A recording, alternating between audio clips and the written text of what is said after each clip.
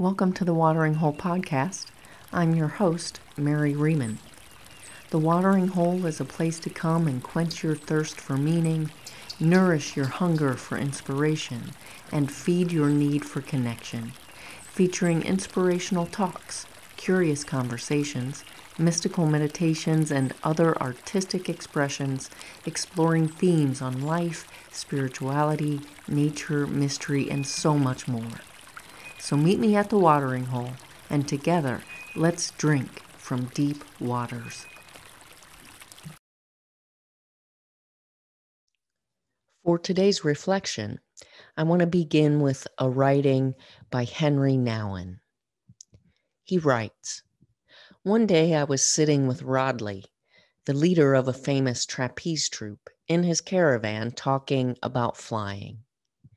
He said, 'As a flyer, I must have complete trust in my catcher. The public might think that I'm the great star of the trapeze, but the real star is Joe, my catcher. Joe has to be there for me with split-second precision and grab me out of the air as I come to him in the long jump.' 'How does it work?' I asked. 'The secret,' Rodley said, "is that the flyer does nothing and the catcher does everything. When I fly to Joe, I have simply to stretch out my arms and hands and wait for him to catch me and pull me safely over the apron behind the catch bar.' 'You do nothing?' I said, surprised. 'Nothing,' Rodley repeated.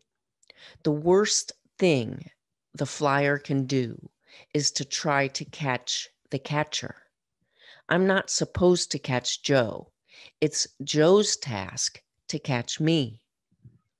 If I grabbed Joe's wrists, I might break them, or he might break mine, and that would be the end for both of us. A flyer must fly, and a catcher must catch, and the flyer must trust with outstretched arms that his catcher will be there for him.'" Life, it seems, makes trapeze artists of all of us.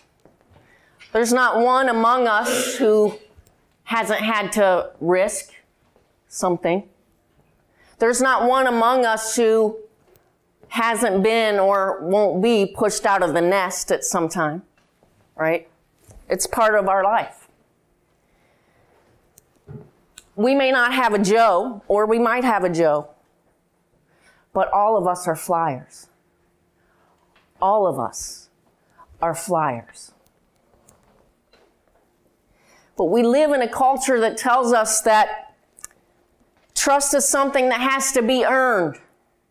And while I agree that once trust has been broken, it must be earned again, I do believe that trust is something inherent within us. A baby is born trusting that it will get what it needs to survive. It may or may not, of course, as we know.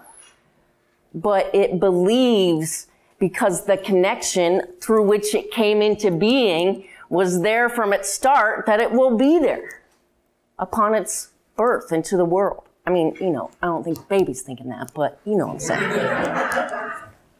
It's relying on that.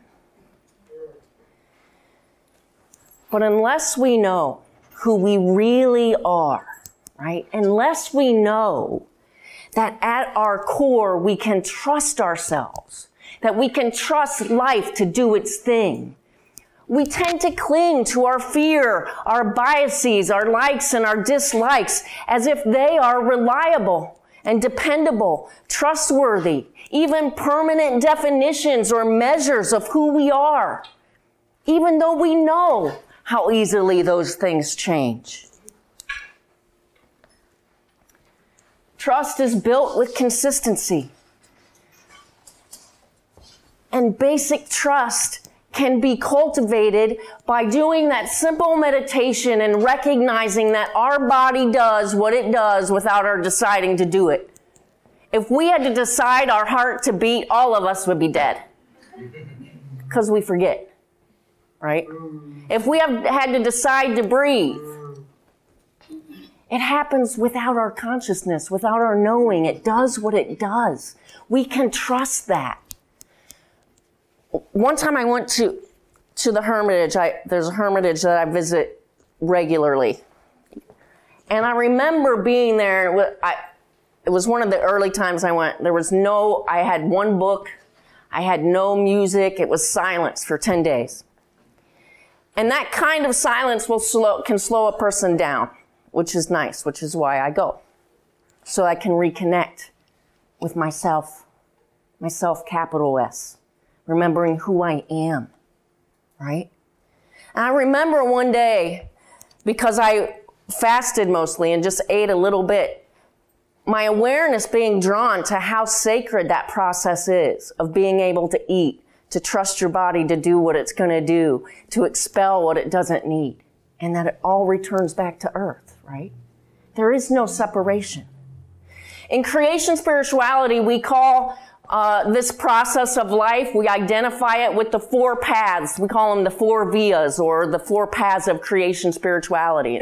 They are the via positiva, which is blessing, right? It's the foundational, life is a blessing, life is a gift. And then there's the via negativa, and that says that we all suffer, that life also involves suffering, that there is loss. And then there's the via creativa, which tells us that out of that original blessing and out of those losses, new life can come. And that new life will transform us. And that last path is called the via transformativa. Basically, what it tells us is that life is a process, that the universe is a process, and that you and I are integral and integrated into that process. We are not separate from it. So birth, life, growth, death, resurrection is happening in our bodies all the time. And it's happening in our relationships, and it's happening in our lives. So we can trust it. We get stuck sometimes when we get stuck on a path and we want it just to stay that way, or we want to avoid it, right? If sometimes we're in the via positiva and it's like, man, if this could just stay this way, everything's great. Life is good. And then something happens and we hit that via negativa. We lose a job. We get a divorce.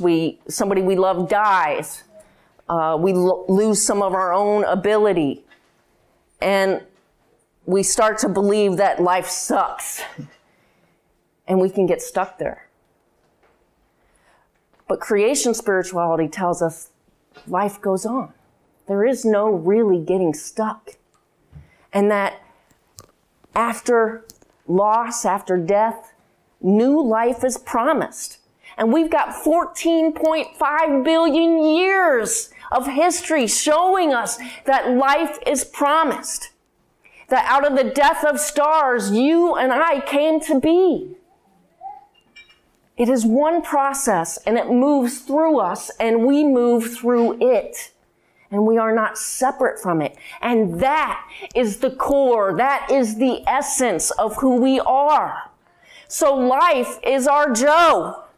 Life is the catcher. Life will catch us every time. How do we know? Because here we are. And all of us have fallen. All of us. And all of us have been betrayed in one way or another. And all of us have probably betrayed ourselves in one way or another. When I was younger, I didn't know how to say no. And I would often find myself saying what I thought other people wanted me to say. That's a horrible way to live. It's just a horrible way to live. Because I would say, somebody would ask me to do something and I would say yes, and the whole time I knew I meant no. And so then I'd spend the whole next time until we got together figuring out the lie that I was going to tell him for the reason I couldn't get together, because I wanted to stay home. Right? Rightly. I had to start with myself. I mean, there was something that happened to me. Like, I finally woke up and was like, well, Of course my friends are upset with me. Of course they're saying they can't trust me, they can't rely on me, because they can't. And so I started to change. And I started to say yes to what I meant to say yes to and no to what I wanted to say no to. And it was hard. It was a risk. It was me jumping off the flying trapeze saying, will you still love me if I don't do what you want? Will you still catch me? How many of us do it? And you know what? Life still caught me. And it gave me another chance to become the person I wanted to be. And I want to be. Life will catch us again and again and again. It doesn't mean that we always land easily. It doesn't mean that life doesn't catch us and be like, oh, sorry, I slammed you into the side of the mountain. Because we have those experiences. But that's life. And part of what we have to do is be real about it. I mean, let's be real about it. Betrayal is not the worst thing in the world. It's not nice, but it's not the worst thing in the world. And again, how do we know that? Because we're here. We survived it. All of us. All of us. And it's time that we stop saying things like, that betrayal, I'm never going to love again. I mean, you can. Go right ahead. Withhold yourself. But what harm are you doing? We're doing it to ourselves. We can say, things like, they can't be trusted. And it's not that we trust people who have shown us otherwise, right? My friends were right to be like, Mary, we can't trust you. You're going to say you're going to come, and then we know you're not going to be there. And they were right to not trust me. And they gave me a gift by calling me on it. Because that is when I started to change. Because I don't want to be that person. I did not want to be that person.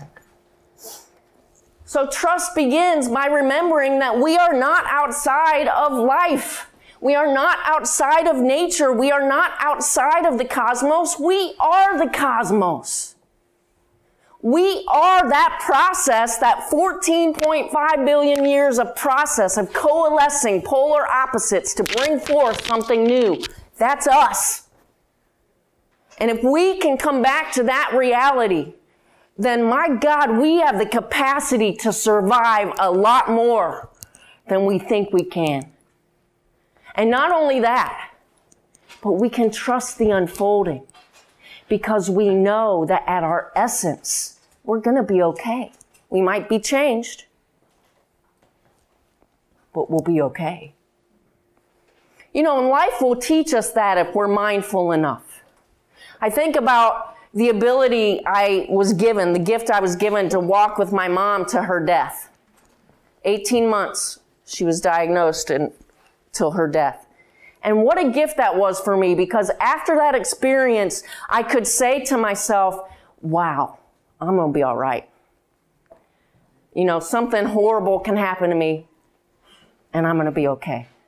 I can have a excruciating loss. I can watch excruciating suffering, and I can be okay.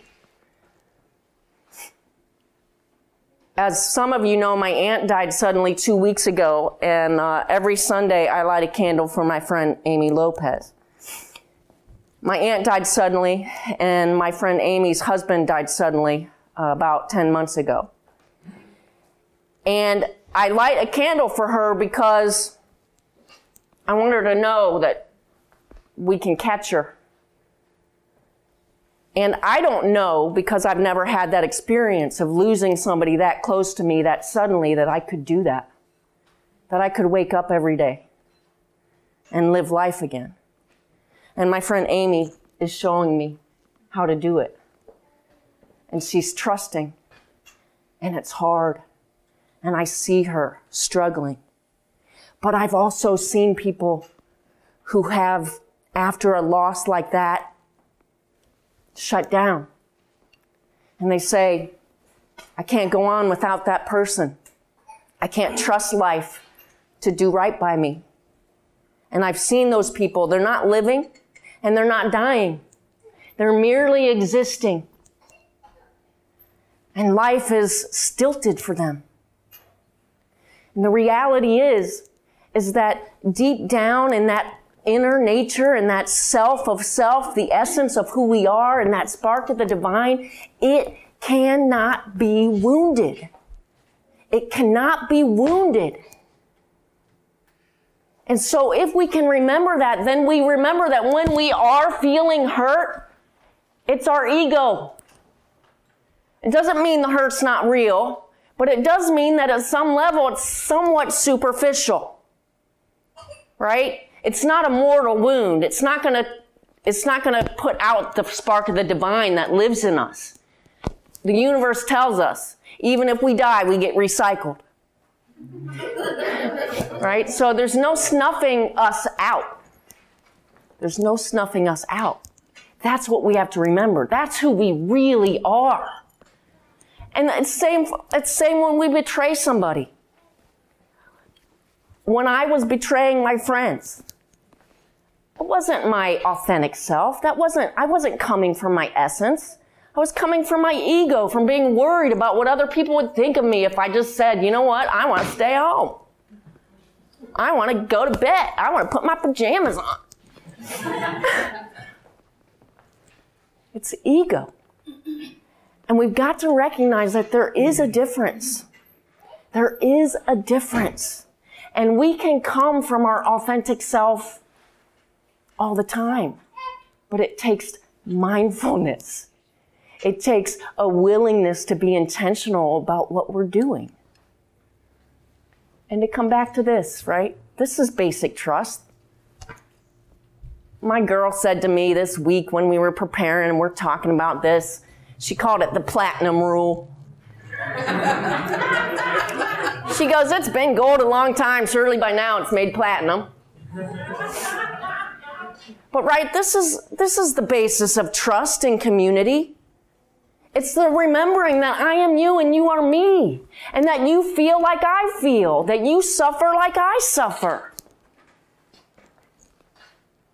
And if we can embody that, if we could remember, if we could do each other the gift of not looking at each other ego to ego, but authentic self to authentic self, we wouldn't have to be called back to this because it would be a very natural unfolding for us. Because we realize there is no separation. We are one with everything and everyone. And that is powerful stuff, right? So instead of taking a leap of faith for an off-planet God who we think might come down and rescue us, let's take a leap of faith in ourselves. Let's remember who we really are. We are the universe. And in every moment, birth, life, death, and resurrection are happening in every single moment right now. Feel it? It's happening in us. We live in a time when distrust seems to be the law of the day. And look what it's doing to us. And look what we're doing to the earth because of it. Maya Angelou says, have enough courage to trust love one more time, and one more time, and one more time, and one more time. We're here to love. Trust is what allows us to do it.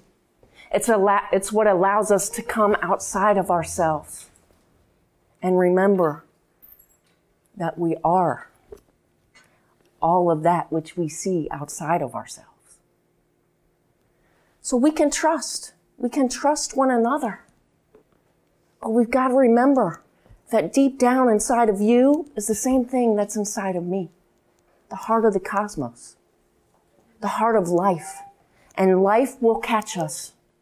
So fly, people. Fly. We got things to do. And we can only do them with wings. We need to use our wings. And we've got them. So let's use them. And let's show the world that we can trust not only ourselves, but each other. Isn't that what we're going for? To really try to love one another heart to heart, mind to mind. We can do it. We have to do it. So let's trust that that's what we want for each other, that we want the best for each other, and that we can be each other's catchers. Thanks for listening, everybody. I look forward to meeting you right back here at the watering hole. And as Mary Oliver said, go easy, be filled with light, and shine.